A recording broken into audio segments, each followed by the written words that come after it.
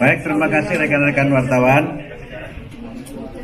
Ini saya didampingi oleh mitra kami dari Komisi 10 yang full tim, Ibu Ketua, Ibu Hetifah, kemudian anggota Pak, ini tokoh penting ini beliau, saya kira sudah tidak perlu saya kenalkan ya. Kemudian Ibu Limah juga sudah tokoh penting juga, yang di sebelah kanan Ibu Dirjen GTK. Tadi kami baru saja menyampaikan beberapa hal yang terkait dengan acara rapat koordinasi dan evaluasi kebijakan Wamen Pak Atif dan Mas Fajar yang terkait dengan kebijakan pendidikan tahun 2024 dan upaya kami untuk mendapatkan masukan untuk kebijakan di tahun 2025. Fokusnya pada dua persoalan strategis, yaitu PPDB zonasi dan P3K. Ini dua persoalan yang memang selama ini sangat menyita perhatian kita, karena memang dalam pelaksanaannya menimbulkan kontroversi, baik yang setuju maupun yang tidak setuju. Nah, kami tentu belum pada keputusan apakah PPDB atau zonasi itu kita lanjutkan atau kami pilih cara lain. Kemudian juga terkait dengan guru PPPK juga menjadi bagian dari kebijakan kami yang memang dalam beberapa hal terkait dengan regulasi menyangkut ASN dan juga regulasi yang terkait dengan kewenangan pemerintah daerah dan pemerintah provinsi dalam kaitannya dengan otonomi daerah. Jadi forum ini sekali lagi adalah forum di mana kami mendengar, kami meminta masukan dari para kepala dinas pendidikan seluruh Indonesia agar ke depan kebijakan strategis dan juga beberapa program strategis itu dapat terlaksana dengan sebaik-baiknya.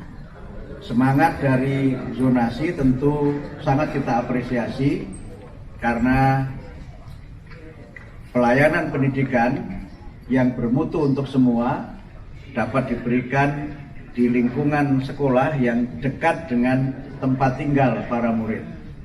Tapi memang ini di lapangan kami mendapatkan banyak masukan terkait dengan persoalan-persoalan teknis di lapangan dan juga persoalan yang berkaitan dengan mutu dari layanan pendidikan di sekolah-sekolah sebelum ada zonasi dan setelah zonasi diterapkan. Kemudian terkait dengan guru P3K, kami sampaikan bahwa selama beberapa minggu ini kami beraudiensi didampingi para wakil menteri dan para dirjen ke beberapa organisasi yang menyelenggarakan pendidikan. Dan memang terdapat masukan yang sangat besar ya kami terima supaya penempatan guru PPPK ini dapat dievaluasi. Penempatan guru P3K hanya di sekolah negeri saja itu ternyata menimbulkan masalah, dan juga tadi Pak Wakil Presiden menyampaikan ada masalah di mana satu daerah itu memiliki kelebihan guru dan daerah lain kekurangan guru. Mungkin juga ada sekolah yang juga kekurangan guru, bahkan mungkin satu sekolah hanya satu guru saja. Ini mungkin menjadi guru yang tersisa. Tapi juga ada sekolah yang kelebihan guru sehingga karenanya kekurangan jam mengajar. Nah, ini yang nanti kami coba lakukan, dan bagaimana kami juga bisa terus berkomunikasi dengan Komisi 10 sebagai mitra kami terkait dengan penyelenggaraan ini. Karena itu kami persilahkan Ibu Dr. Haja Hetifah juga untuk menyampaikan pandangan-pandangannya dan juga masukannya untuk kami kepada rekan-rekan wartawan. Monggo. Terima kasih Pak Menteri dan juga para wamen dan sahabat-sahabat saya dari Prof. Nunu dan teman-teman pimpinan Komisi 10, teman-teman media. Kami Komisi 10 sangat mengapresiasi langkah-langkah sigap yang sudah dilakukan oleh Pak Menteri, yang kelihatan sekali ya niatnya ingin mendengar lebih banyak, terutama juga suara-suara dari daerah. Dan kami sebagai mitra tentunya ingin mensupport semaksimal yang kami mampu agar dari sisi legislasinya jelas. Kalau memang kita ingin memperbaiki juga mulai kapan supaya itu bisa dilaksanakan dengan baik. Dan juga tentunya dari sisi anggarannya bisa teralokasikan dengan cukup. Dan kami pun akan ikut mengawasi pelaksanaannya karena kami berasal dari banyak daerah pemilihan yang ingin juga ikut membantu memberikan informasi terkait situasi di lapangan.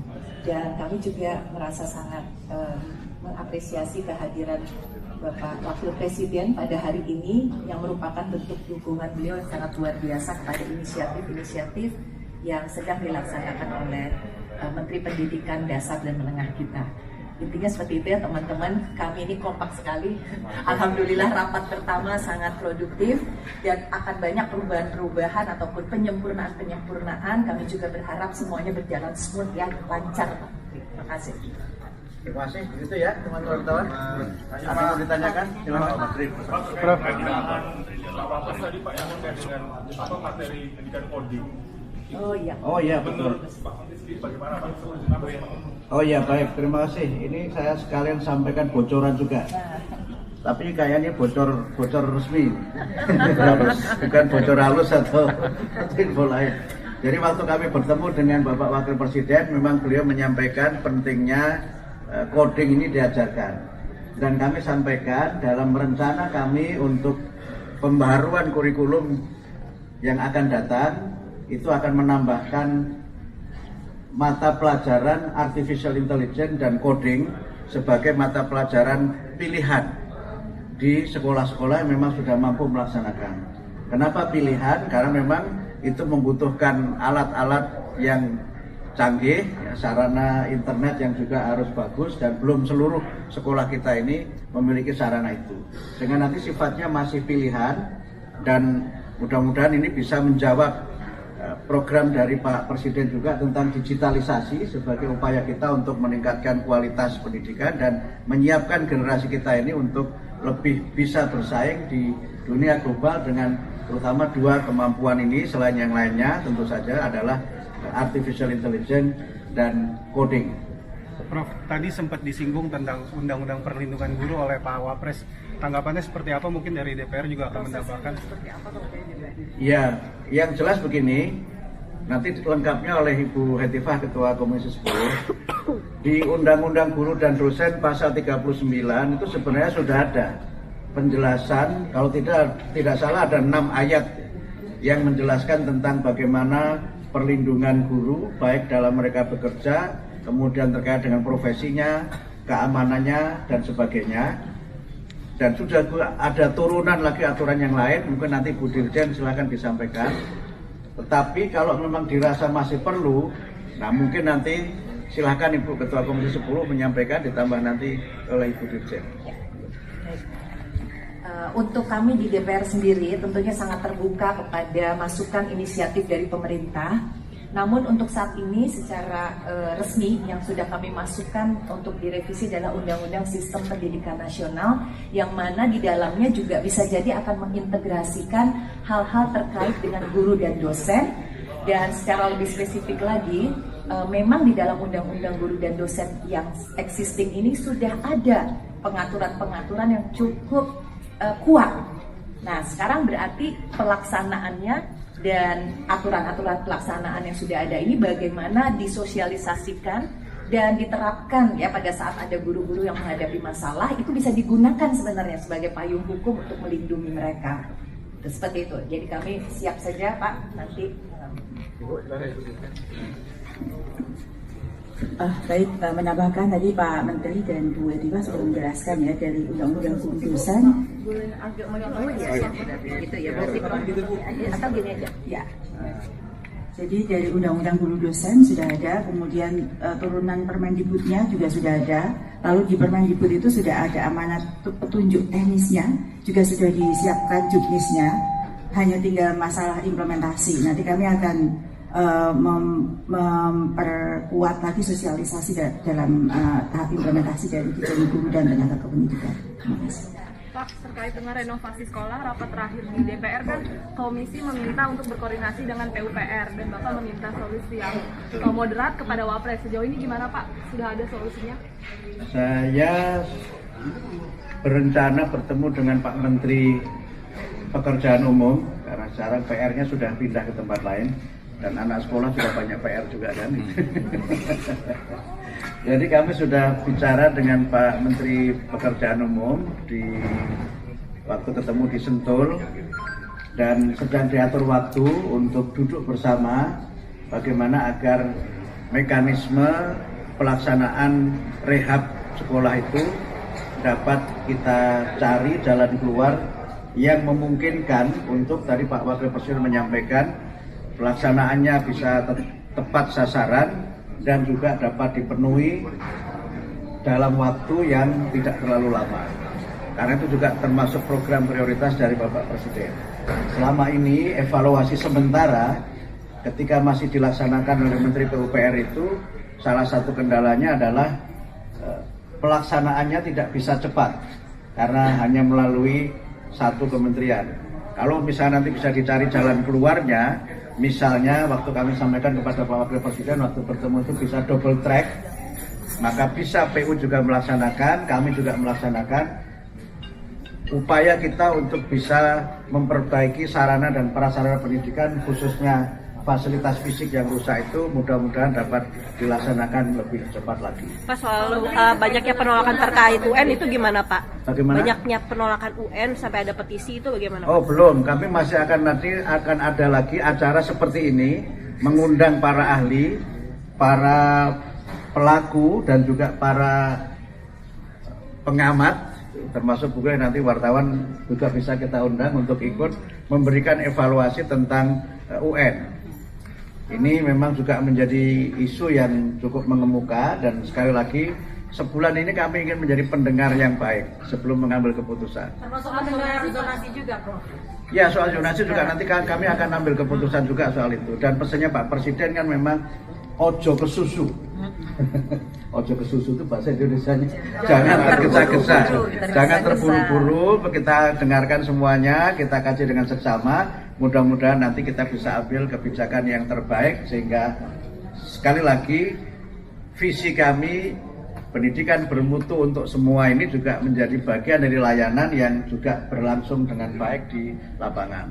Soal tadi nanti anggarannya berapa, saya kira sudah ada anggarannya di tahun 2024 sudah diputuskan, kita tahun 2025. Tinggal teknisnya nanti kami akan bicara dengan Pak Menteri Keuangan, Pak Menteri PU Pekerjaan Umum dan juga dengan Ibu Menteri Keuangan karena memang sebagian juga dananya ada di Menteri Keuangan. Prof, mengenai matematika yang masuk TK gimana Prof nanti? Oh itu sudah keputusan, tinggal nanti teknis pelaksanaannya saja sehingga bahkan kami juga sudah mencoba untuk menyiapkan platform untuk pembelajaran matematika di TK dan sekolah dasar. Dari masuk dalam 20 tahun ini Prof, atau mulai kapan yang di TK itu? Kan memang literasi numerasi itu kan sudah menjadi bagian dari materi yang diajarkan kan sejak dini itu. Tinggal nanti persoalannya adalah bagaimana teknis mengajarnya. Dan ada banyak penelitian yang menunjukkan bahwa anak-anak yang memiliki pendidikan dasar yang baik, termasuk juga yang memiliki kemampuan literasi dan numerasi yang baik, itu punya keberhasilan studi di jenjang yang lebih tinggi, lebih baik daripada mereka yang tidak punya dasar literasi dan numerasi di tingkat pendidikan anak usia dini. Kemudian yang kedua juga salah satu dari prinsip pembelajaran di TK dan juga SD pada kelas-kelas awal adalah penguatan sosialisasi supaya mereka bisa mengenal norma-norma sosial yang berlaku, kemudian juga karakter-karakter utama yang membentuk kepribadian mereka. Dan perlu dipahami bahwa matematika untuk TK ini tidaklah yang hitung-hitungan rumit. Hitung-hitungan rumit biarlah Komisi 10 yang menghitung. Tapi nanti sesuai dengan prinsip pedagoginya, matematika di tingkat taman kanak-kanak dan SD awal itu, kalau TK itu kan bermain sambil belajar. Jadi ditekannya pada bermain. Kemudian kalau SD awal itu belajar sambil bermain, sehingga belajar itu semuanya disampaikan dengan cara yang sangat menggembirakan, tidak ada target-target yang tinggi, karena penekanannya adalah pada prinsip-prinsip logika dari matematika dan mengajarkan matematika sesuai dengan tingkat pendidikan anak TK juga anak SD pada kelas-kelas awal itu. Prof, keputusan final soal zonasi ini paling lambat nanti akan disampaikan. Belum. Saya kira itu belum akan kita ambil karena sesuai dengan arahan Pak Presiden, ojo kesusu, jangan tergesa-gesa. Sip, terima kasih teman-teman. Terima kasih ya. Silakan Pak Menteri untuk kembali.